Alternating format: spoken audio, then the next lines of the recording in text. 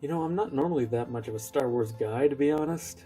I mean, I liked the Clone Wars growing up. I grew up with the prequels, though, and I'm not one of the people that will just blindly defend them. But I really like the Mando. I like that kind of space western aesthetic that, the original trilogy has. And I'm glad they're going back to it a bit with the new shows that they're making.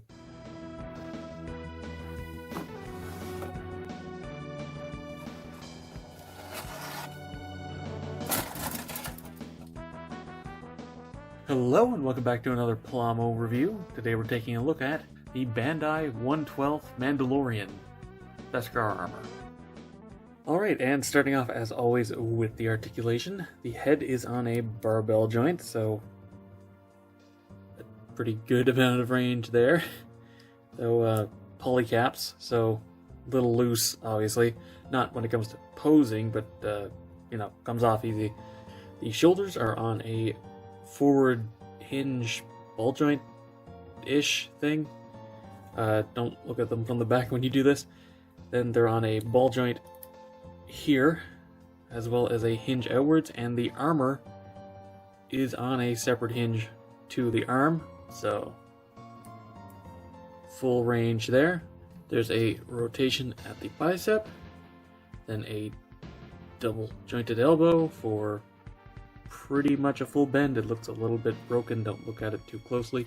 And the hands, as always, are on a ball joint. Then you have a couple of ball joints in the waist, though due to the strap across the chest, you don't get a ton of wiggly there. The hips are something you should probably be careful with. Just these kind of get in the way a little bit. You can bring the hips down so you can sit. You're not getting crazy kicks out to the side because that happens. But, it's enough range there to get whatever pose you want, basically. He can kneel. Double jointed knee for about 90 degrees, again, to kneel. And then just sort of universal joints at the ankles, so you get ankle pivot, ankle tilt, hinge, back and forth. The usual. So the articulation's not quite as good as the average Gundam, but I mean, you get a lot more leeway with those proportions compared to an actual human being, and really the only major limitations are around the waist area, and that's mostly because of the actual clothing he's wearing, so I can't really blame them for that. Now, getting into the accessories, let's start off with the sticker sheet and, by extension, color correction, and there's a lot here, and I haven't used any of it because, honestly, it's a lot easier to paint it than try and stick all these on, but thankfully, because there's so many stickers, they actually kind of just give you a paint guide. I mean, this is telling you where to put the stickers, but it also works to just tell you what needs to be painted, so I can't really complain there. That said, let's quickly go over the things that were painted on this. First off, there's been a wash applied over the armor and the suit, so more detailing there, but that doesn't really count, does it? Anyway, pretty much all the silver on the belts. I don't want to have to go over all of it.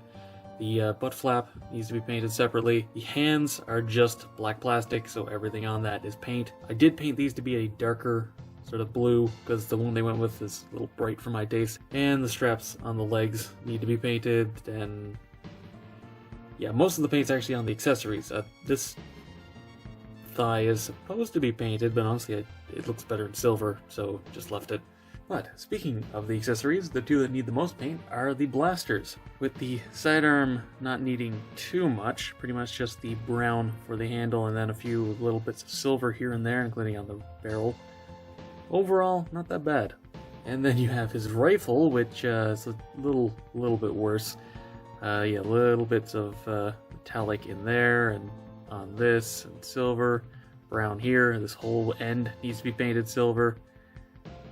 Also, do not forget the inner little raised part on the stock is actually supposed to be black, so that needs to be painted separately. And finally, yeah, the blade on the Darksaber either needs to use the ugly sticker or needs to be painted. Thankfully, the inner sort of black area is raised, so it's pretty easy to just sort of paint it on and clean it up. Yeah, overall, like I said, the paint actually isn't that bad. Didn't even take me that long. Now, getting into the accessories a little bit more properly, you do get a stand with a separate piece, and this is on the Black Runner for Mando. They use the same stands, and then they give a little foot piece specifically for the character, which is a nice touch. It does come with a little connector, so you can attach it to other stands if you want. This is the only one we have, so it's just left it on this, whatever. But you also do, of course, get his jetpack, which, as we'll get into later, reuses a few parts from Boba, but that's accurate. You know, it's just a Mandalorian jetpack. They all largely look the same. And this actually has a piece, if you pop it open, there's a little piece in here, you flip it around, and then you can put them up on an action base, because it has a little 3mm port, which is nice. Anyway, this just attaches on to these two pegs. You just plug it on there. Unfortunately, that means that you can't actually have the rifle attached while he has the jetpack on. Instead, you can attach the spear, which, didn't this collapse? It's kind of weird you have to stick the whole thing on there. Also, it's so thin that it's bent on the runner, so, yeah, whatever. But you do get a little, like, holder that you just plug into the back for it. You also get one for the rifle, which is better. Though, with the rifle one, you do have to pull off this strap and plug it in there. Also, I do want to point out you can actually holster the pistol here. It does sit in the holster pretty well. And finally, let's talk about the hands, because you obviously get more than two. Fortunately, the left hand, you just get this one open hand for it, but it's still a fairly useful hand. It's useful for more than just one pose, at least. But for the right hand, you get a holding hand for the staff and the darksaber, and this can literally just slide in there. And then you get a trigger finger hand specifically sculpted for the pistol. And then you get a second trigger finger hand specifically sculpted for the rifle.